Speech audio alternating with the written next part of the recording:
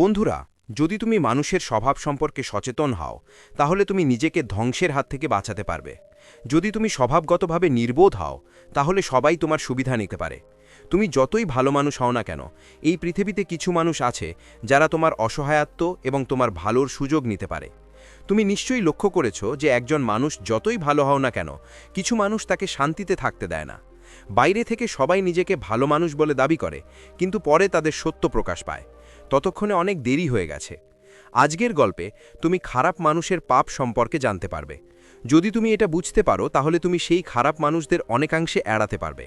একবার তুমি এটা জানলে এবং বুঝতে পারলে, দুষ্ট লোকেরা তোমার ক্ষতি করতে পারবে না। আসুন একটি গল্পের মাধ্যমে এটা বোঝার চেষ্টা করি। বন্ধুরা, প্রাচীনকালে কুশীনগর নামে একটি শহর ছিল। সেখানে বিভিন্ন ধরনের মানুষ বাস করত। প্রত্যেকের প্রধান পেশা ছিল কৃষিকাজ, আবার কেউ কেউ পোষা প্রাণীও লালন পালন করত। এমনকি কিছু বয়স্ক ব্যক্তি ব্যবসাও করত। ভোলা নামে এক যুবক সেই একই শহরে থাকত। সে তার বাবা মাকে প্রতিটি কাজে সাহায্য করত। সে তাদের দোকানেও বসে তাদের সাহায্য করত।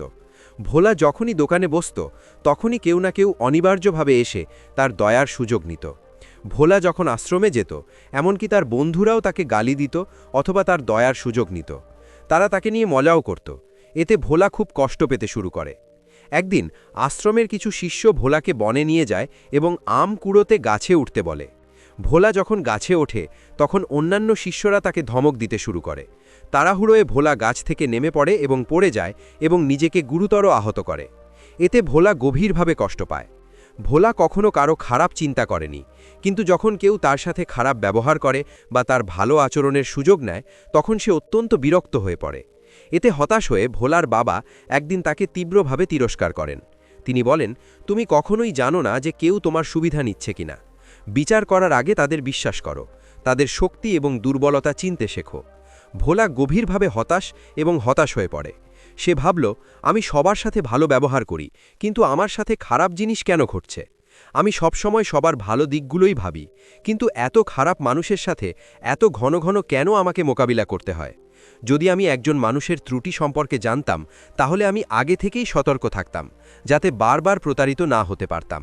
তাহলে কেউ আমার ভালো দিকগুলো কাজে লাগাতে পারত না, বারবার আমাকে সমস্যার মুখোমুখি হতে হতো না। ভোলা সবার সাথে সমান আচরণ করত।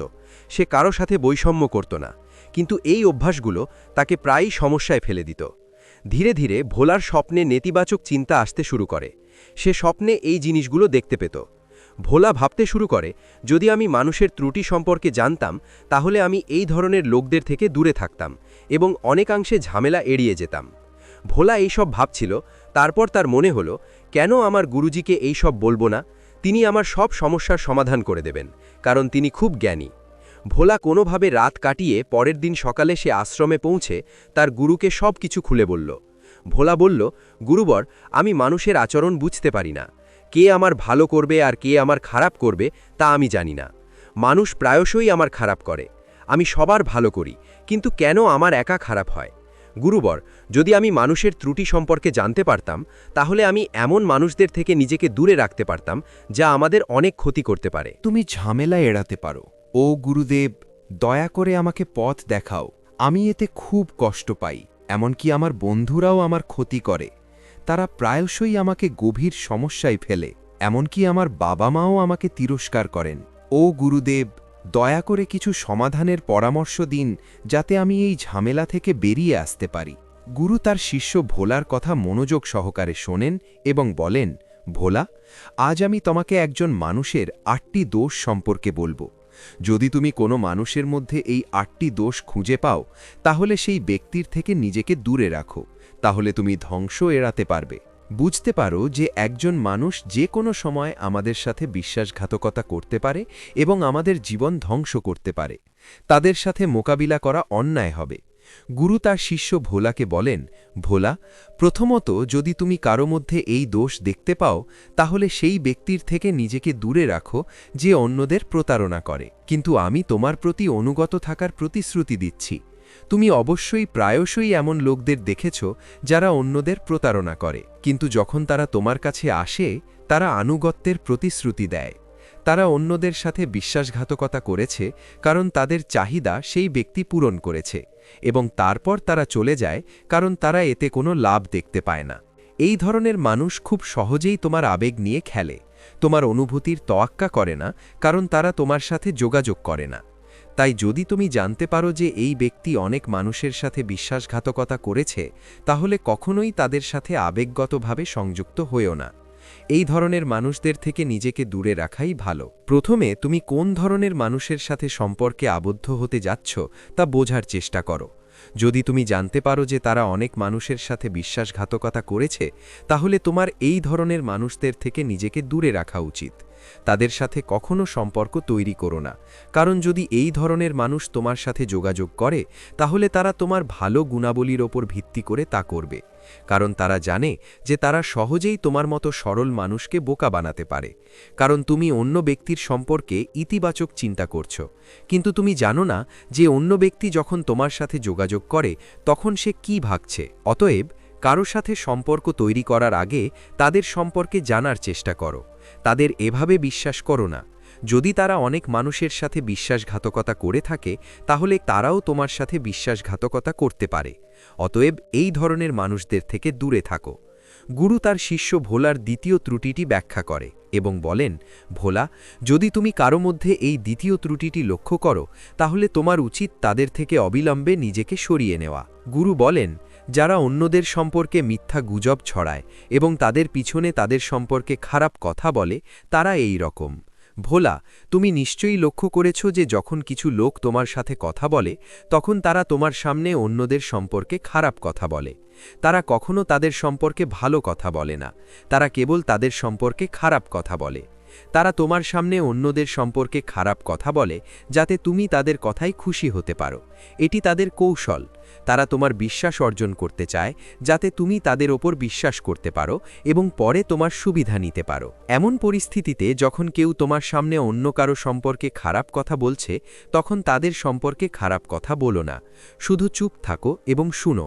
যদি তুমিও তাদের খারাপ কাজে যোগ দাও, তাহলে এর অর্থ হল অন্য ব্যক্তি তাদের পরিকল্পনায় সফল হয়েছে। অতএব যখন কেউ তোমার সামনে তৃতীয় ব্যক্তির সম্পর্কে খারাপ কথা বলে এবং তুমি সেই তৃতীয় ব্যক্তির সম্পর্কে কিছুই জানো না, তখন তোমার কখনোই তাদের কথা বিশ্বাস করা বা বিশ্বাস করা উচিত নয়।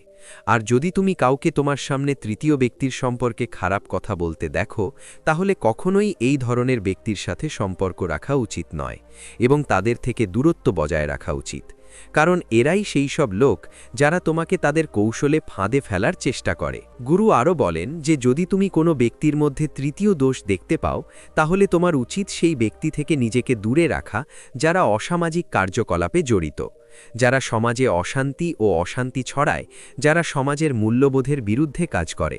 তারা অসামাজিক উপাদান। কিছু মানুষ আছে যারা দেশ বা রাষ্ট্রের সম্পর্কে খারাপ কথা বলে যেখানে তারা বাস করে। এরা বিদ্যমান এবং সমাজের মানুষের মধ্যে ক্রমাগত দ্বন্দ্ব তৈরি করে। এরা সমাজের মধ্যে দ্বন্দ্ব উস্কে দেওয়ার এবং অনৈতিক কার্যকলাপে লিপ্ত হওয়ার চেষ্টা করে। এরা নিজেদের স্বার্থে এসব করে।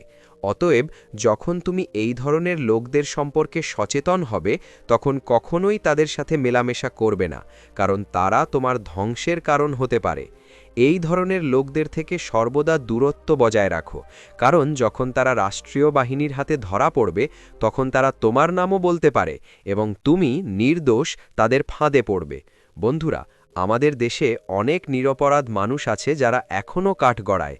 এই ধরনের লোকেরাই সমাজে অসামাজিক আচরণ ছড়িয়ে দেয়। তারা কেবল তোমার সাথে মেলামেশা করে যাতে তুমি তাদের ফাঁদে পা দিতে পারো এবং তোমাকে অস্ত্র হিসেবে ব্যবহার করতে পারো।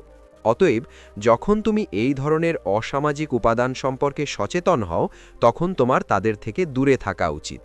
গুরু বলেছেন যে যদি তুমি কোনো ব্যক্তির মধ্যে চতুর্থ দোষ লক্ষ্য করো, তাহলে তোমার তাদের থেকে নিজেকে দূরে রাখা উচিত, যারা তাদের পিতামাতার অসম্মান করে এবং তাদের অসম্মান করে।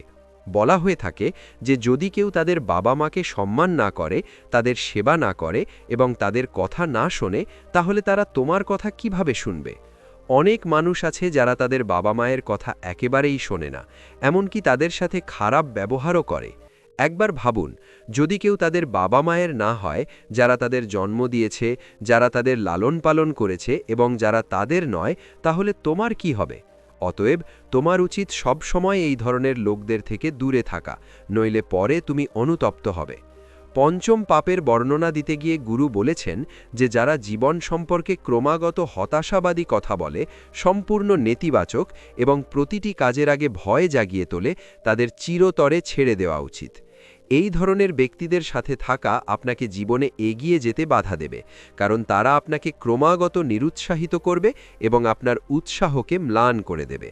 যদি আপনি এই ধরনের লোকদের সাথে থাকেন, তাহলে আপনি জীবনে কখনো এগিয়ে যেতে পারবেন না, আপনি কিছু অর্জন করতে পারবেন না, কারণ যখন একজন ব্যক্তি সমস্যায় পড়েন তখন তাদের উৎসাহের প্রয়োজন হয়।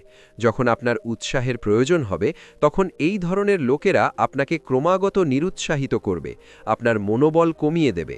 অতএব তোমার উচিত এই ধরনের ব্যক্তিদের অবিলম্বে ত্যাগ করা। ষষ্ঠ পাপের ব্যাখ্যা দিতে গিয়ে গুরু বলেছেন যে যারা তোমাকে তাদের অন্যায়ের অংশীদার করে, তাদের থেকে নিজেকে দূরে রাখা। গুরু ভোলাকে বলেন যে যখন কেউ কিছু অন্যায় করছে এবং তোমাকেও একই কাজ করতে প্ররোচিত করছে, তখন তাদের কথায় পা দেবেন না। যদি তুমি বুঝতে পারো যে এই ব্যক্তি ভুল করছে অথবা কিছু অন্যায় করছে এবং তোমাকেও একই কাজ করতে বাধ্য করার চেষ্টা করছে, তাহলে তোমার অবিলম্বে এই ধরনের লোকদের থেকে নিজেকে দূরে রাখা উচিত। সপ্তম পাপের ব্যাখ্যা দিতে গিয়ে গুরু বলেন যে যারা কখনো তোমার অন্যায়ের বিরোধিতা করে না, তাদের থেকে তোমার সর্বদা নিজেকে দূরে রাখা উচিত।